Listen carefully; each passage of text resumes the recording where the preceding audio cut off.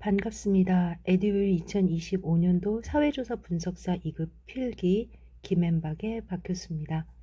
왕기통 진행하고 있습니다. 이번 시간은 챕터 3 추정 가설 검정의 두 번째 시간입니다. 반드시 챙겨야 할 알약 처방해 드리겠습니다.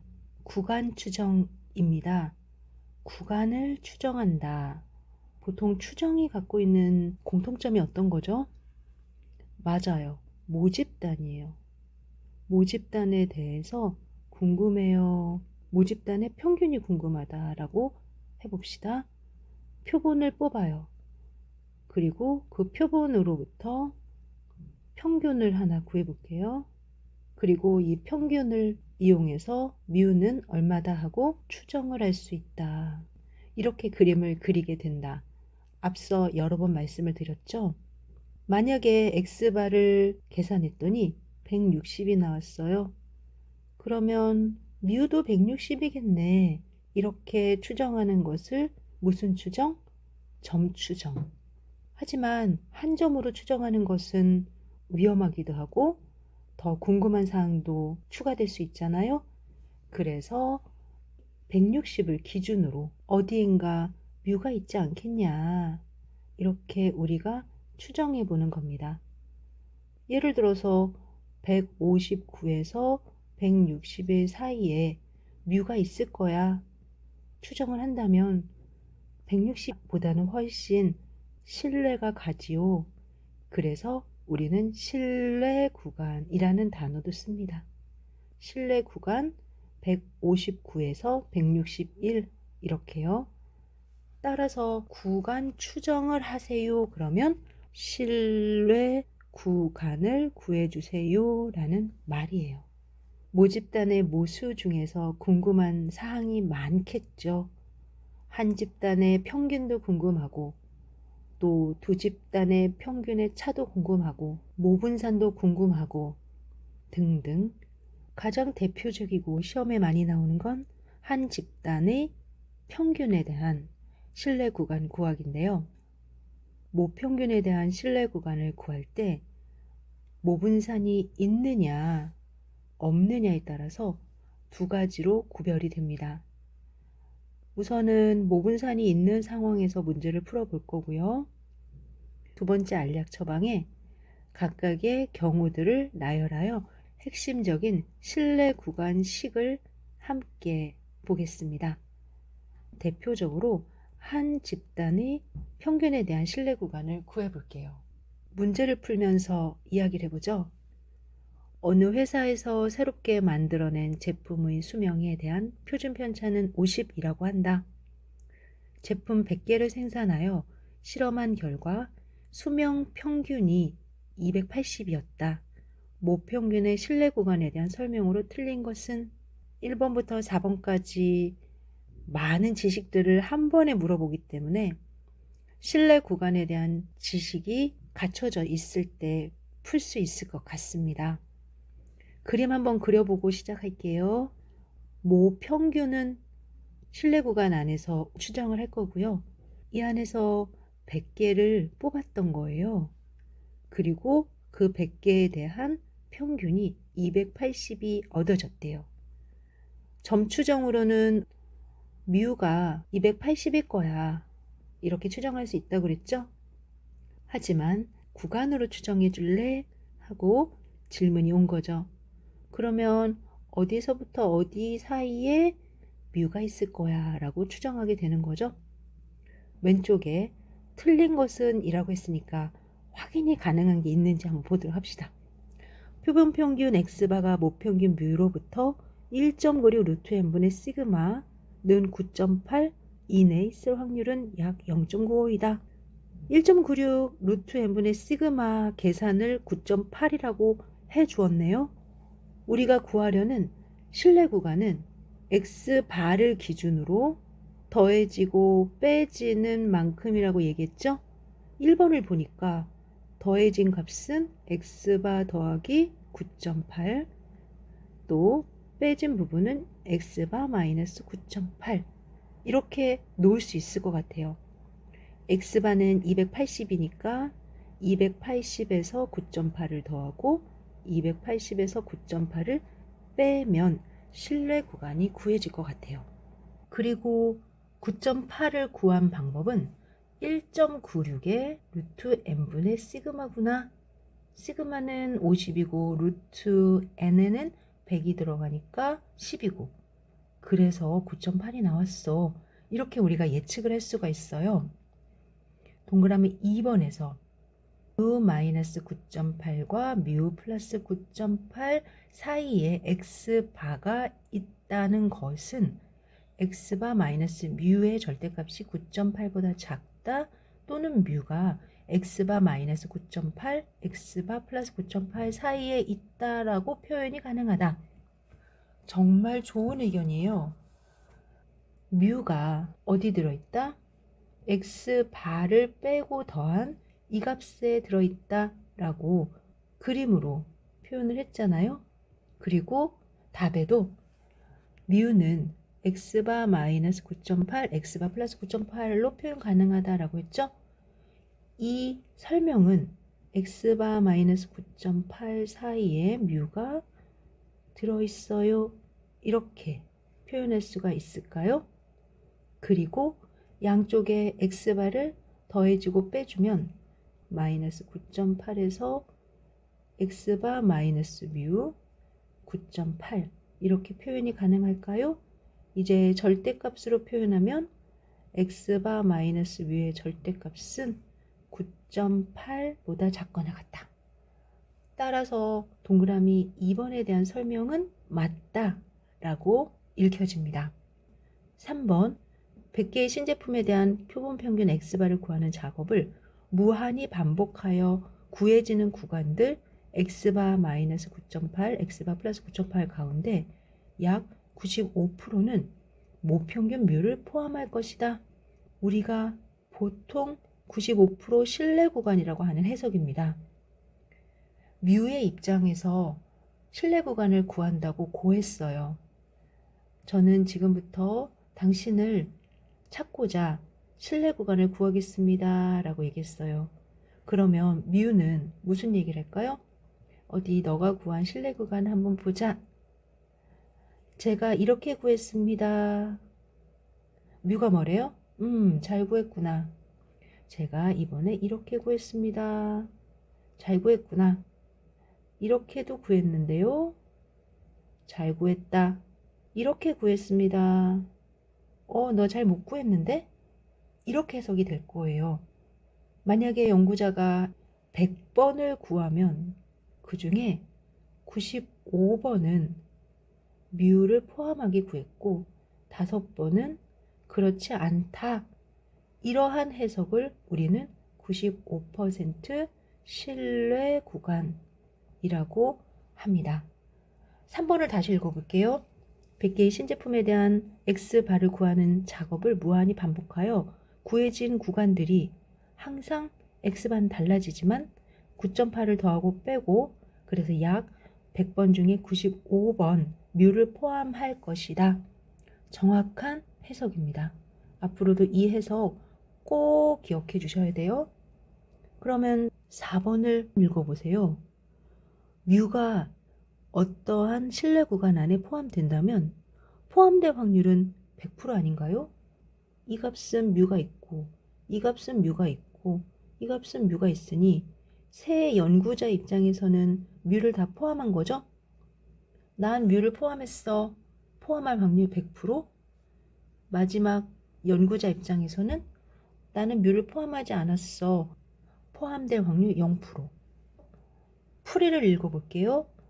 마지막 부분에 모평균 뮤가 95% 신뢰 구간에 포함될 확률은 x바의 값에 따라 포함이 되지 않을 수도 있고 포함이 될 수도 있고 따라서 포함될 확률은 0이다, 1이다 이렇게 해석하는 거지 95%다 라고 해석할 수가 없는 거죠.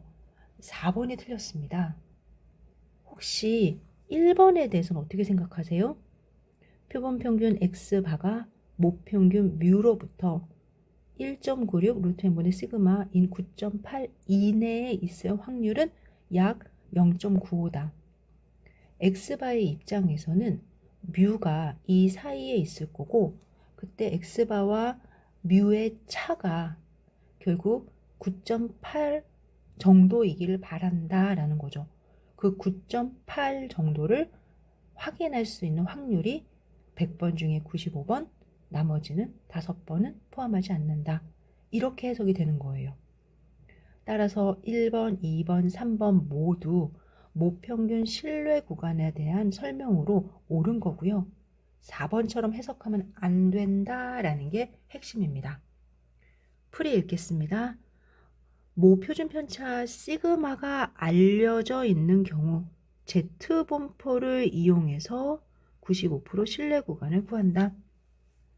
그리고 신뢰 구간을 구할 때는 X바를 기준으로 1.96 루트 n분의 시그마를 구하듯이 Z값 곱하기 루트 n분의 시그마 정규 분포의 0.025의 값을 곱하여 루트 n분의 시그마 표준 오차를 곱한 그만큼의 범위로 더하고 빼게 되네요. 이때 100개의 신제품에 대한 표본 평균 X바는 사실 표본을 뽑을 때마다 달라지는 거잖아요. 이렇게 무한히 계속 반복을 하면 X바들이 나올 때마다 마이너스 9.8 플러스 9.8의 범위가 생기겠죠? 이 범위는 100번 중에 95번 모평균을 포함할 것입니다 라는 해석으로 구간 추정이 된 겁니다. 그리고 뮤가 포함되면 포함될 확률은 1이고 포함되지 않으면 포함될 확률은 0이 되는 거죠. 이때 모평균 뮤가 포함될 확률이 95%다 라고 해석하지 않는 것이 핵심입니다. 신뢰 구간을 구하기 위해서 X바에 더해준 값만큼 빼주면 값만큼 바로 이만큼의 값이 필요하고 주어진 문제의 가장 핵심은 3번이다 라는 말 꼭 기억해 주시고요. 두 번째 알약 처방에는 각각의 신뢰 구간을 나열했습니다. 이걸 다 외워야 되나요? 그럴 수는 없고요. 시험에 대표적으로 나오는 조건들을 구별해 드릴 테니까 이럴 때는 이러한 더하고 빼고 이럴 때는 이러한 만큼을 더하고 빼고 이렇게 구별해 보도록 하겠습니다. 지금 95% 신뢰 구간 이런 이야기를 계속 들어왔는데 이번에는 왜 95%라는 단어 대신에 101-0.05% 이렇게 돼 있을까요? 0.05가 알파란 얘기죠? 추정에서는 95%, 99% 이러한 중심 확률이 중요하지만 검정에 가면 95%의 반대가 되는 5%, 99%의 반대가 되는 1%가 중요합니다. 그리고 알파라는 기호는 U의 수준이라는 기호예요. 이후에 U의 수준을 들으시면 알파 값을 상기하시면 되고 검정에 있을 U의 수준의 기호를 유지하면서 추정을 표현하다 보니 100 곱하기 1-알파 퍼센트 이렇게 표현이 됐습니다. 모평균 뮤에 대한 101-알파 퍼센트 신뢰 구간을 구할 때 앞서 저랑 같이 경험한 것은 모분산이 알려진 정규 모집단이죠. X바에서 Z2분의 알파 루트 n분의 시그마, X바에서 Z2분의 알파 루트 n분의 시그마 한쪽은 빼주고 한쪽은 더해주고 이때 모표준 편차를 시그마라고 합니다. 그렇다면 모분산 시그마 제곱이 알려져 있지 않은 경우는 어떻게 될까요? 크게 두 개로 구별을 하는데 30개 이상으로 많이 뽑으면 Z분포를 이용하고요. 30개보다 작게 뽑으면 Z분포와 비슷하게 생긴 T분포를 이용합니다. 1번 시그마 제곱이 있어요. 시그마 제곱이 없어요. 이렇게 구별하시고 시그마 제곱이 주어지지 않았을 때는 n의 개수를 확인하세요. 30개보다 많으면 시그마 제곱이 있었을 때랑 비슷하겠다. 그런데 시그마 제곱이 없는 상태에서는 그 자리에 S를 대신해서 넣으면 된다. S는 시그마의 추정량이기 때문이죠. 그리고 30개보다 작아도 S를 이용하는데 이때 T분포를 이용해서 실내 구간을 구한다. 이렇게 구별해 주시면 됩니다. 비율에 대한 실내 구간 많이 나옵니다. 모집단의 P를 추정할 때 표본으로부터 P햇을 구하게 되고 또 P햇을 중심으로 더해지고 빼지는 구간이 있겠죠. 이때는 표준 정규 분포를 이용해서 구하게 되고요. Z값은 앞서 모평균을 추정했을 때와 같이 2분의 알파인 Z값을 사용하고 표준 오차를 넣습니다. 비율의 표준 오차는 루트 n분의 p의 1-p이지요. 그런데 현재 p의 값을 추정해야 되니까 p의 좋은 추정량인 p햇을 넣어서 추정을 하게 됩니다. 모분산에 대한 추정은 본 수업을 할 때 알려드릴게요. 두 집단을 비교하는 두 모평균의 차에 대한 신뢰 구간을 구할 수 있습니다. 두 집단을 비교할 때 각각이 독립 집단이냐 종속 집단이냐에 따라서 4번과 5번 이렇게 구별이 됩니다. 그리고 두 독립 집단의 차를 비교하는 4번에서는 두 모분산이 존재한다, 두 모분산이 존재하지 않는다. 그리고 두 모분산이 알려져 있지 않지만 그들로부터 뽑은 표본의 개수가 많다, 적다 라고 구별해 주시고 많을 때는 시그마 제곱 자리에 S1, S2가 들어가면 되고요. 적을 때는 합동 분산을 넣은 신뢰 구간이 얻어집니다. 사조사에서는 합동 분산을 구하라 라는 문제가 종종 나오니 이번 시간에 합동 분산을 구해보도록 할게요. A라는 집단에서 시그마 1 제곱, B라는 집단에서 시그마 2의 제곱이 알려져 있지 않고 각 집단으로부터 S1의 제곱과 S2의 제곱을 계산했습니다. 그런데 N1, N2가 너무 작은 거예요. 그러면 S1과 S2를 그대로 사용하기보다 합동이 되는 분산을 만들어서 사용합니다. 합동이 되는 분산은 S1 제곱과 S2 제곱에 대한 가중평균이라고 생각하시면 돼요. S1 제곱은 n-1로 나누어서 계산하잖아요. S2 제곱도 n-1로 나눠서 계산하잖아요. 이 아이디어처럼 S1 제곱이 n1-1개 있고 S2 제곱이 n2-1개 있다. 그러면 더해서 총 얼마로 나눈다? n1-1, n2-1개로 나누면 되겠죠? 이렇게 계산을 하는 것이 합동분산입니다. 왼쪽에 보니 방금 제가 설명했던 식이 보이고요. 예를 들어서 S1의 제곱이 300이고 S2의 제곱이 370이고 N1은 10개, N2는 20개일 때 합동분산은 10 빼기 1 곱하기 300 더하기 20 빼기 1 곱하기 370 그리고 10과 20의 합에서 2를 뺀 값으로 나누어줘서 347.5가 되는 거죠.